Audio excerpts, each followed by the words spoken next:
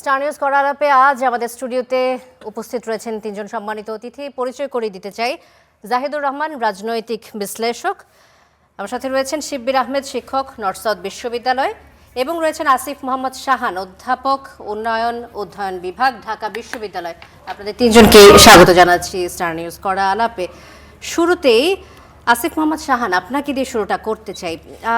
ত্রয়োদশ সংসদ নির্বাচন আসছে, আর মাত্র 8 দিন বাকি, এবং গণভোট পর্যবেক্ষণের জন্য এবং ত্রয়োদশ জাতীয় সংসদ নির্বাচন পর্যবেক্ষণের জন্য আমরা দেখছি যে দেশ থেকে এবং বিদেশ থেকে অনেক বেশি সংখ্যক পর্যবেক্ষক নিয়োগ দেওয়া হয়েছে। আমি যদি সংখ্যাটা আপনাদের উদ্দেশ্যে তুলে ধরি, কেবল 16টি সংস্থা থেকে 34,442 জন পর্যবেক্ষক থাকার কথা বলা হয়েছে।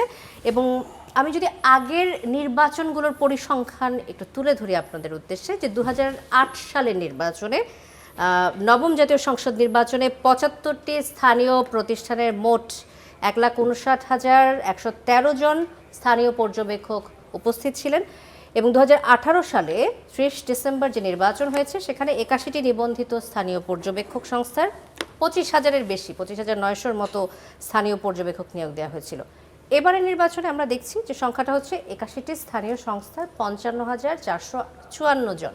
এই এত সংখ্যক স্থানীয় পর্যবেক্ষক নিয়োগের বিষয়টিকে আপনি কিভাবে দেখেন? এটি কি অস্বাভাবিক মনে হচ্ছে? দেখুন, মানে এখানে পুরো জিনিসটা খুব ভালো মতো না জেনে মন্তব্য করাটা ঠিক হবে না। আমি ঠিক জানি না যে পুরো জিনিসটা কীভাবে হয়েছে, কারণ এটার তো একটা প্রক্রিয়া আছে, যে প্রক্রিয়ার মাধ্যমে হচ্ছে আপনার এই জিনিসপত্রগুলো করা হয়। সো এখানে অবজারভেশনের যে গ্রুপগুলো আছে, সেই গ্রুপগুলোরও তো একটা প্রক্রিয়ার মাধ্যমে হচ্ছে গিয়ে নিবন্ধনের মধ্য দিয়ে যেতে হয়। এখন first we need to know that এইখানে যে প্রসেসটা ফলো করা হয়েছে, সেই প্রসেসটা ঠিকঠাক মতো ফলো করা হয়েছে কিনা। এখানে যে গ্রুপগুলোকে, মানে কোন গ্রুপগুলোকে করা হয়েছে এবং তাদের হচ্ছে গিয়ে কী ধরনের যোগ্যতা বা যে ক্রাইটেরিয়াগুলো ফলো করে নিবন্ধন করার কথা, সেই ক্রাইটেরিয়াগুলো ফলো করে করা হয়েছে কিনা। যদি না করা হয়ে থাকে, then we can raise question that এটা হয়েছে কিনা। কিন্তু সংখ্যাতাত্ত্বিকভাবে যেটা বললেন, সেখানে যে খুব বেশি অমিল বা খুব বেশি গরমিল, এরকম তো আমার মনে হচ্ছে না। কিন্তু এটার অন্য কোনো উদ্দেশ্য থাকবে কি না থাকবে, সেটা আসলে যেটা বললাম, স্থানীয় পর্যবেক্ষক এত বেশি থাকার বিষয়ে আপনার কোনো মন্তব্য রয়েছে কিনা? এগেইন, মানে যদি হচ্ছে গিয়ে কেউ আপিল করে এবং সেটা যদি হচ্ছে গিয়ে গ্রহণযোগ্য হয়, তাহলে হতে পারে। So without knowing details about those things, যেটা আমি জানি না, যদি থাকে তাহলে ভালো। I cannot actually comment on that, যে এটা আসলে ঠিক কোন দিকে যাচ্ছে। জি, ধন্যবাদ আসিফ মোহাম্মদ শাহান। আমি শিব্বির আহমেদ, আপনার কাছে আসতে চাই এই বিষয়ে। 16টি সংস্থা থেকে যে 34,442 জন পর্যবেক্ষক থাকার কথা বলা হচ্ছে, এই বিষয়ে একটি মন্তব্য করেছে বিএনপির কেন্দ্রীয় নির্বাচন পরিচালনা কমিটির মুখপাত্র মাহদি আমিন। তিনি মন্তব্য করেছেন যে এই যে কয়েকটি সংস্থার নেতৃত্বে পর্যবেক্ষক দল আসছে এবং তারা রাজনৈতিক দলের সাথে সংশ্লিষ্ট, এমন অভিযোগ করছেন। নির্বাচনের দিন কোনো অসৎ উদ্দেশ্য থাকতে পারে, এমন অভিযোগের কথাও বলেছেন তিনি। আশঙ্কা করছে বিএনপি। আপনার কি মনে হয় আসলে এরকম কোনো বিষয় আছে? দেখেন, এখানে আমাদের আসলে পর্যবেক্ষক কেন দরকার হয়? কারণ আমরা নির্বাচনে আশঙ্কা করি যে আমাদের নির্বাচনে কোনো ধরনের সহিংসতা হতে পারে, নির্বাচন কোনো ধরনের অসৎ উপায় অবলম্বন করতে পারে কেউ, বা নির্বাচন সুস্থ বা ফেয়ার ইলেকশন বলতে যেটা হয়, এটাকে অবজার্ভ করার জন্য আমরা দেশি বিদেশি পর্যবেক্ষক রাখি। যদি আমাদের নির্বাচন ব্যবস্থাটা ফেয়ার হতো এবং সুস্থ হতো, কোনো ধরনের ভয় আতঙ্ক ছাড়াই মানুষ ভোট দিতে পারতো, তাহলে আসলে তো আমাদের এই পর্যবেক্ষকেরই দরকার হতো না। তো যে কারণেই হোক, আমাদের দেশে আমরা পর্যবেক্ষক রাখতে হয়। আমাদের নির্বাচন নিয়ে আমাদের আস্থা হচ্ছে অতটুকু। তো এখানে পর্যবেক্ষকের সংখ্যা বেশি হওয়া, পর্যবেক্ষকদের সাথে আরও সাংবাদিকরাও নিশ্চয়ই থাকবে, তো পর্যবেক্ষক সংখ্যা বেশি হওয়াতে আমি মেজর কোনো ইস্যুস দেখি না, আনলেস পর্যবেক্ষকরা কোনো ধরনের নির্বাচনী আচরণবিধি বা পর্যবেক্ষণের যে আচরণবিধি, সেগুলো লঙ্ঘন করছে। বারবার আলোকপাত করা হচ্ছে যে 16টি সংস্থা থেকে 34,000 পর্যবেক্ষক এসেছে, আর বাকি সংস্থাগুলো থেকে বাকি যত মোট 55,000-এর কথা বলা হচ্ছে। মানে নির্দিষ্ট 16টি সংস্থার মধ্যে থেকে বেশি পর্যবেক্ষক এসেছে। 34,000 ডোমেস্টিক, মানে আমাদের দেশীয় পর্যবেক্ষক, আর বাকিরা বিদেশি পর্যবেক্ষক, এটা বলছেন? বিদেশি পর্যবেক্ষক না, 16টি সংস্থা থেকে সবচেয়ে বেশি পর্যবেক্ষক নেওয়া হয়েছে। আমার মনে হয় এখানে আমি আপাতত কোনো প্রবলেম দেখি না, যদি কারণ এই 34,000 পর্যবেক্ষক যদি আমি 300 আসনে ডিস্ট্রিবিউট করি, তাহলে প্রতি আসনে কতজন, 100 জন করে হয়তো অন অ্যান অ্যাভারেজ পড়বে নাকি, বা এরকম একটা সংখ্যা। হ্যাঁ, তো এইটা আমার কাছে খুব বেশি মনে হয় না, কারণ একটা আসনে যদি 100-200 জন পর্যবেক্ষক থাকে, একটা আসনে অনেকগুলো ইউনিয়ন, অনেকগুলো কেন্দ্র থাকছে, সো খুব বেশি প্রবলেমেটিক আমি মনে করি না। একটা কেন্দ্রে যদি 1-2 জন পর্যবেক্ষক থাকে, তাহলে আমাদের বরং সেই কেন্দ্র সম্পর্কে একটা রিপোর্ট পেতে সুবিধা হবে আমার কাছে মনে হয়। কিন্তু যদি বিএনপির স্পেসিফিক কোনো অর্গানাইজেশনের ব্যাপারে কোনো কমেন্ট থাকে, ডেফিনেটলি তাদের নির্বাচন কমিশনে অভিযোগ করা উচিত যে এই পার্টিকুলার অর্গানাইজেশন বা এই পার্টিকুলার এই পর্যবেক্ষকের ব্যাপারে আমাদের প্রশ্ন আছে, যদি সেরকম থাকে। অথবা অতীতে এ ধরনের এই অর্গানাইজেশনগুলো থেকে কোনো পর্যবেক্ষণ করেছে, সেখানে কোনো ধরনের পক্ষপাতিত্বমূলক আচরণ ছিল বা নির্বাচনী আচরণবিধি লঙ্ঘন হয়েছে, এ ধরনের কিছু ছিল যদি থাকে, তখন এই কথাটা বলা যায়। কারণ দেখেন, দিন শেষে সবারই, আপনি যদি বাংলাদেশ থেকে পর্যবেক্ষক নেন, সাংবাদিক নেন, প্রিসাইডিং অফিসার নেন, অথবা রিটার্নিং কর্মকর্তা নেন, সবারই কোনো না কোনো দলের প্রতি হয়তো বায়াস থাকতে পারে, কিন্তু ব্যাপারটা হচ্ছে তার প্রফেশনালিজমের জায়গাটা। সে যদি প্রফেশনালি এই কাজগুলো করে থাকে, তাহলে আমি কোনো সমস্যা দেখি না। কারণ আমরা যে বিএনপির পক্ষ থেকে যে অভিযোগটি করা হয়েছে, মাহদি আমিন যেটা বলেছেন, এমন কোনো অভিযোগ কি জামাতের পক্ষ থেকে রয়েছে কিনা? আমি জানি না জামাতের পক্ষ থেকে এরকম কোনো অভিযোগ আছে কিনা। আপনার কাছ থেকে আমি শুনলাম বিএনপির অভিযোগ আছে, তো জামাতের পক্ষ থেকে এ ধরনের কোনো অভিযোগ আছে কিনা আমি জানি না। আপনার কাছে থাকলে হয়তো আমরা আলাপ করতে পারি। জি, পর্যবেক্ষক দল নিয়ে তাদের মতামত কি সেটি জানতে চাচ্ছিলাম। ধন্যবাদ শিবির আহমেদ। আমি জাহিদুর রহমান আপনার কাছে আসতে চাই, যে পর্যবেক্ষক দল নিয়ে কথা হচ্ছে, এই যে 16টি সংস্থা থেকে 34,000 পর্যবেক্ষক নিয়োগ দেয়া, এটির কোনো অসৎ উদ্দেশ্য আসলে আছে বলে মনে করেন আপনি? প্রথমত, সংস্থা সবগুলো সাইজ একই বা ক্যাপাবিলিটি একই না। বাংলাদেশের নির্বাচন পর্যবেক্ষণের জন্য বিভিন্ন রকম প্রতিষ্ঠান বিভিন্ন সময় কাজ করেছে। কারো কারো সক্ষমতা বেশি, তারা দীর্ঘদিন থেকে কাজ করছে, তাদের লোকবল বেশি থাকতে পারে, তারা ফান্ড বেশি পেয়েছেন, তাদের ফান্ড আছে, অনেকগুলো কারণে এটা হতে পারে।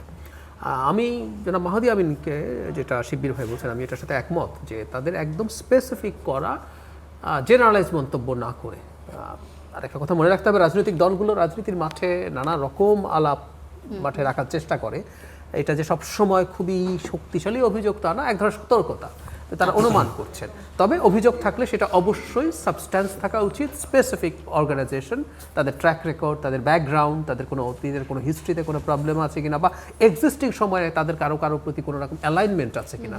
বিএনপি যদি অভিযোগ করে থাকে, আমরা যদি সোজাসুজি বলি, তারা হয়তো ধারণা করছেন জামায়াতে ইসলাম বা সেই জোটের সাথে তাদের কোনো না কোনো ধরনের যোগাযোগ বা কোনো অ্যালাইনমেন্ট থেকে থাকতে পারে। এই যে পর্যবেক্ষক দল নিয়োগ করেছে নির্বাচন কমিশন, এটি তাদের দায়িত্ব, তো অন্য দলের প্রতি আঙুল তোলাটা কতটুকু যৌক্তিক বলে মনে হয় আপনার?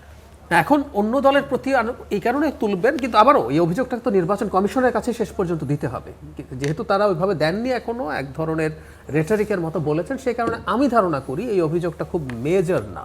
খুব মেজর হলে তারা নিশ্চিতভাবেই নির্বাচন কমিশনের কাছে ফর্মালি অভিযোগ করতে যেতেন এবং আরও টাফভাবে স্পেসিফিকলি অভিযোগ করতেন। আমরা নির্বাচনের মাঠে আসলে একটা জিনিস এখন দেখছি, সবগুলো পক্ষ, কেউ নির্বাচন কমিশনকে, কেউ প্রশাসনকে, কেউ এই নির্বাচন পর্যবেক্ষককে কোনো না কোনো ফর্মে আগে থেকে একটু সতর্ক রাখা, একটু চাপে রাখা হলে যাতে তাদের মধ্যে এই ধরনের কোনো প্রবণতা যদি থেকেও থাকে, এক ধরনের ডেটারেন্ট, মানে আপনি টিকা দিয়ে দিলেন প্রতিরোধ করার জন্য। কি প্রবণতার কথা বলছেন? কারো প্রতি কোনো রকম কোনো অ্যালাইনমেন্টের যদি প্রবণতা তৈরি হওয়ার সম্ভাবনা বা ঝুঁকি থাকে, যেমন ধরুন জামায়াতে ইসলামী তো বা এনসিপি প্রচুর অভিযোগ করছে প্রশাসন পুরোপুরি নাকি বিএনপির দিকে চলে গেছে, এই ধরনের অভিযোগ করছেন। আসলে কি তা মনে করেন? আমি মনে করি না। তারা চাপ রাখতে চেয়েছেন এবং এই চাপ রাখাটা সঠিকও আমি মনে করি, যাতে তারা বড় দল হিসেবে বিএনপির দিকে ঝুঁকে পড়ার প্রবণতা না থাকে। মানে নির্বাচন যত ঘনিয়ে আসছে, এটি যেন সুষ্ঠুভাবে হয়, এই জন্য বড় রাজনৈতিক দলগুলো চাপের মধ্যে রাখার চেষ্টা করে। আচ্ছা, আরেকটি বিষয় নিয়ে আসি Zahidur Rahman. Elite force rapid action battalion, RAB, তার নাম ও কাঠামোতে আমূল পরিবর্তনের সিদ্ধান্ত নিয়েছে অন্তর্বর্তী সরকার, আমরা ইতিমধ্যেই জেনে গেছি। নাম নির্ধারণ করা হয়েছে স্পেশাল ইন্টারভেনশন কোর্স, SIF। আজ সচিবালয়ে আইন শৃঙ্খলা সংক্রান্ত কোর কমিটির বৈঠকে আমরা দেখেছি যে সাংবাদিকদের তথ্য জানিয়েছেন স্বরাষ্ট্র উপদেষ্টা। আপনি এই নাম পরিবর্তনের বিষয়টিকে কিভাবে দেখছেন, আর কি কি পরিবর্তন আসতে পারে বলে মনে করছেন? আমি ধারণা করি প্রধান বা জরুরি যে প্রয়োজন ছিল পরিবর্তন, সেটা আসবে না। আমি ধারণা করি প্রায় নিশ্চিত। সেটা হচ্ছে, আমি আগের যে র্যাব ছিল, সেই র্যাবের যে মানবাধিকার লঙ্ঘনকারী যেসব পদক্ষেপ, মানে গুম এবং বিচার বহির্ভূত হত্যাকাণ্ড, বিশেষ করে কাস্টোডিয়াল টর্চার, এগুলোর কারণে আপনি নাম পরিবর্তন করতে পারেন, কিন্তু আমি একটা জিনিস সিরিয়াসলি মনে করি, এই বাহিনীগুলোতে কোনোভাবেই সামরিক বাহিনীর সদস্য আসা উচিত না। আমাদের পুলিশের একটা এলিট ফোর্স থাকতে পারে যারা বেশি ট্রেনিং পাবে, তারা বিশেষ করে সন্ত্রাস দমনে বেশ ভালো ট্রেনিং নেবেন, ইত্যাদি ইত্যাদি থাকতে পারে। কিন্তু আমাদের মনে রাখতে হবে সামরিক বাহিনীর ট্রেনিং হচ্ছে শত্রুর সাথে যুদ্ধ করার ট্রেনিং। যা ট্রেনিং হচ্ছে আপনি এমন একটা গুলি করবেন যাতে, মানে চট্টগ্রামে মিলিটারি ট্রেনিং একাডেমিতে লেখা আছে এক বুলেট এক শত্রু, আপনার কাজ হচ্ছে একটা বুলেটে আপনি একজনকে মেরে ফেলবেন। সো আপনি ইনস্টিংটিভলি মানুষের প্রতি কোয়ার্সিভ হবেন যাতে একজনকে হত্যা করতে পারেন, তার ট্রেনিং ওটা। সেই সেনাবাহিনী, বিমান বাহিনী বা নৌবাহিনীকে যখন আপনি এরকম পুলিশিংয়ের দায়িত্বে আনেন, পুলিশিং কিন্তু নিজ দেশের নাগরিকদের প্রতি হয়, সুতরাং একেবারে ভিন্ন। পুলিশের বন্দুকে যদি গুলিও করেন, সেই বন্দুকের নল থাকে নিজ দেশের নাগরিকের দিকে, আর আপনি সেনাবাহিনীর বন্দুকের নল থাকবে আসলে শত্রুপক্ষের প্রতি। সুতরাং কোনোভাবেই এনাদেরকে এখানে আনা উচিত না, আমি মনে করি এটা ভুল স্টেপ হয়। আমি জানি না নতুন স্ট্রাকচারে তাদেরকে রাখা হচ্ছে কিনা, যদি রাখা হয় তাহলে কাঠামোগত পরিবর্তন আসবে বলে মনে যদি করছেন সেখানে যদি কিনা? এই পরিবর্তনটা হবে কিনা আমি জানি না, এটা যদি হয় তাহলে আমি এটাকে পজিটিভ বলবো, আদারওয়াইজ নাম পরিবর্তন খুব কিছু হবে বলে মনে হয় না। হ্যাঁ, আমরা দেখেছি পুলিশেরও নাম পোশাকে পরিবর্তন এসেছে। তো এই যে 5ই আগস্টের পরে পুলিশের ভূমিকা পরিবর্তনের জন্য যে চেষ্টাটা করা হলো, এটা কি ফলপ্রসূ হয়েছে বলে মনে করেন? এটাকে একবার উড়িয়ে দেওয়া যাবে না, কিন্তু এটা করলেই অনেক কিছু হয়ে যাবে তা না। যেমন ধরুন আমাদের তো ইমেজের সাথে কানেক্ট করি, আমরা যখন পুলিশকে নিয়ে ভয় পাই, আমরা যখন র্যাবকে নিয়ে ভয় পাই, তখন একটা পোশাক, বিশেষ রং আমাদের সাথে কানেক্ট করে, এটা একটা ইম্প্যাক্ট আছে। আমি যদি পরিবর্তন করতে চাই, এটার কিছু ভূমিকা আছে, কিন্তু এটা প্রধান না। প্রধান হচ্ছে মানসিকতার পরিবর্তন। ইভেন আমি বলছি, যদি এই নতুন বাহিনীতে, র্যাব এটা এখন নতুন যে বাহিনী হচ্ছে, SIF সম্ভবত হবে, স্পেশাল ইন্টারভেনশন ফোর্স, তাতে যদি ইভেন সামরিক বাহিনীর সদস্যরাও থাকেন, তাদের ওই মানসিকতা থেকে বেরিয়ে আসাটা সবচেয়ে জরুরি হবে, যে আমি মানুষকে এক্সট্রা জুডিশিয়ালি কিল করতে পারি না, গুম করতে পারি না, টর্চার করতে পারি না, সেটার জরুরি সবচেয়ে বেশি। অন্য কিছুকে আমি খুব উড়িয়ে দেন, এটাও খারাপ কিছু না। ধন্যবাদ জাহিদুর রহমান। আসিফ মোহাম্মদ শাহান, আপনার কাছে আসতে চাচ্ছি। অন্তর্বর্তী সরকারের অর্থ উপদেষ্টা সালাউদ্দিন আহমেদ তিনি জানিয়েছেন যে তিনি কূটনৈতিক পাসপোর্ট জমা দিয়েছেন, তবে তিনি কোথাও যাবেন না। তিনি কোথাও যাবেন না, এটি আলাদা করে বলার প্রয়োজন হলো কেন? দেখুন, কারণ যেটা হয়েছে যে আমরা এর আগেও শুনেছি যে রাজনৈতিক দলগুলো বিভিন্ন সময় এটা নিয়ে কথা বলেছে যে হচ্ছে তাদের যেন এক্সিট রুট নিয়ে যেন হচ্ছে কি তারা চিন্তা না করেন, বা এক্সিট রুট যেন হচ্ছে গিয়ে না খোঁজেন। সো যেটা হতে পারে যে এটা কাইন্ড অফ সেটার একটা রেসপন্স, যে at the end of the day যে তারা যে কাজকর্মগুলো করেছেন বা যে 1.5 বছরে তাদের যে অ্যাক্টিভিটিস, সেটার responsibility at the end of the day তাদেরই নিতে হবে। সো এটা নিয়ে এক ধরনের শঙ্কা রাজনৈতিক দলগুলো দিয়েছে, আমার ধারণা উনি সেটার উত্তর দেওয়ার চেষ্টা করেছেন। এটার অর্থ এক অর্থে এই মেসেজটা দেওয়া হয় যে ওনারা মনে করেন না যে ওনারা এমন কিছু করেছেন বা এমন কোনো কিছুর জন্য হচ্ছে গিয়ে তারা দায়ী, যেটার জন্য হচ্ছে গিয়ে তাদের দেশ ছেড়ে পালাতে হবে বা দেশ ছেড়ে হচ্ছে গিয়ে চলে যেতে হবে। So it's probably just simply sending that message. কূটনৈতিক পাসপোর্ট জমা দেওয়ার কারণ কি হতে পারে? মানে এটা কি তাদের না, কূটনৈতিক পাসপোর্ট জমা দেয় না, মানে তারা টাইমের আগে জমা দিয়েছেন, প্রশ্নটা হয়েছে এই জায়গায়। হ্যাঁ, মানে ইস্যুটা তো হচ্ছে গিয়ে এই জায়গাটা আসছে, কারণ আপনি যখন আপনার দায়িত্ব ছেড়ে দেবেন, তখন তো এটা খুব স্বাভাবিক যে আপনাকে এটা জমা দিতে হবে, এটা তো আপনি রেখে দিতে পারবেন না। এটা তো হচ্ছে গিয়ে আপনি যখন উপদেষ্টা বা মন্ত্রী, তখন আপনাকে যেই পাসপোর্টটা দেওয়া হয় সেটা তো আপনার মন্ত্রিত্ব চলে গেলে সেটা তো আপনি রেখে দেবেন না, সেটা তো আপনাকে নর্মালি ফেরত দিতে হবে। তো উনি যেটা ঘোষণা দিয়েছেন সেটা হচ্ছে কি উনি এটাকে আগেই জমা দিয়েছেন। তো আগে জমা দেওয়াটা ইজ কাইন্ড অফ সিগন্যাল যে হচ্ছে গিয়ে যে উনার আসলে হচ্ছে কোনো ধরনের, যেটা বললাম আমি, যে উনার হচ্ছে গিয়ে দেশ ছেড়ে যাওয়ার কোনো ধরনের পরিকল্পনা নেই, এবং অ্যাট দ্য সেম টাইম উনি যেটা বললাম যে উনি মনে করেন না বা ওনাদের সময় এমন কিছু হয়েছে যেটার দায়িত্ব উনি এড়াবেন বা ইস্যু করবেন, এই ধরনের কোনো চিন্তা ওনার নেই। আচ্ছা আচ্ছা, ধন্যবাদ। আমি এ ব্যাপারে আপনার কাছে একবার আসতে চাই, জাহিদুর রহমান কিছু যোগ করতে চান? যোগ করতে চাই। আসলে একটা প্রশ্ন তৈরি করার কথা ছিল, মানে ধরুন আপনার দায়িত্ব শেষ হবে, আপনি তারপরে কূটনৈতিক পাসপোর্ট জমা দিয়ে আপনি আপনার রেগুলার পাসপোর্ট, সবুজ পাসপোর্ট নেবেন, এটাই কথা ছিল। কিন্তু বেশ কয়েকজন এটা আগে জমা দিয়ে সবুজ পাসপোর্ট নিয়ে নিয়েছেন। ফলে কেউ যদি বলার চেষ্টা করে যে সরকারের দায়িত্ব শেষ হওয়ার সাথে সাথে তারা অনেকেই দেশ ত্যাগ করতে পারেন বা করতেও পারেন, এটা যদি বলে, এটাকে খুব বেশি যুক্তিহীন কথা বলা যাবে না আমার কাছে মনে হয়। নাহলে এই তাড়াহুড়োর তো প্রয়োজন ছিল না। এটা করে রাদার তারা একটা প্রশ্ন তৈরি করছেন। আমি আশা করি তেমন কিছু তারা করবেন না, কিন্তু একটা প্রশ্ন তৈরি করার প্রেক্ষাপট আসলে তারাই তৈরি করেছেন। জি, ধন্যবাদ। আমি শিবির আহমেদ আপনার কাছে আসতে চাই যে জামায়াতে ইসলামের আমির ডাক্তার শফিকুর রহমান বলেছেন যে এদেশের মানুষ পুরনো পচা রাজনীতি চায় না, পরিবার ব্যক্তিকেন্দ্রিক রাজনীতি চায় না, আমরা রাজনীতিতে রাজার ছেলে রাজা হবে এই ধারা পাল্টে দেব, তিনি এই কথাটি বলেছেন। দেলোয়ার হোসেন সাইদি, মতিউর রহমান নিজামী সহ বেশ কয়েকজন সাবেক নেতার সন্তানদের এবারে নির্বাচনে আমরা প্রার্থী হিসেবে দেখছি। প্রার্থী করেছে জামাত, তারা অনেকেই সাংগঠনিকভাবে জামাতের সাথে সংযুক্ত ছিলেন না। এটা পরিবারতন্ত্রের মধ্যে পড়ে কি না, কি মনে হয় আপনার? ধন্যবাদ এই প্রশ্নটা করার আগে। আমি তার আগে যদি ওই ডক্টর সালাউদ্দিন আহমেদ সাহেবের ওই কথাটা একটু মিন করি। দুটো মিনিং হতে পারে। একটা আমার কাছে মনে হয় যে উনি পার্সোনালি মনে করছেন যে আমি সঠিক আছি, সো আমার পালানোর দরকার নেই। কারো কারো হয়তো লাগতে পারে, সো আমার জায়গায় আমি ক্লিয়ার করে দিলাম যে আমি পালাবো না, অন্যরা পালালে পালাক। আর একটা হতে পারে যে উনি পুরো গভর্নমেন্টকেই মিন করছেন, আমাদের কারোই পালানো দরকার নাই। এই পালানোর প্রসঙ্গটা আসলে ১/১১ গভর্নমেন্টের সাথে কিছুটা রিলেটেড। ১/১১ গভর্নমেন্টের পরে কিন্তু মোটামুটি সবাই দেশ ছেড়ে পালিয়েছেন, প্রধান যারা ছিলেন, সেনাপ্রধান বা ফখরুদ্দিন আহমেদ। এখনো উপদেষ্টাদের সম্পর্কে সবাই আসলে এই আশঙ্কাই করছেন, যে জন্য বারবার এই কথাগুলো আসছে। আমার কাছে মনে হয় না এই গভর্নমেন্টের ব্যাপারে ওই ধরনের মানে ১/১১ মতো কোনো কানেকশন আছে বা ওই ধরনের ব্যাপার তৈরি হবে, আনলেস ওনারা ইলেকশনে কোনো ইঞ্জিনিয়ারিং করার চেষ্টা করেন।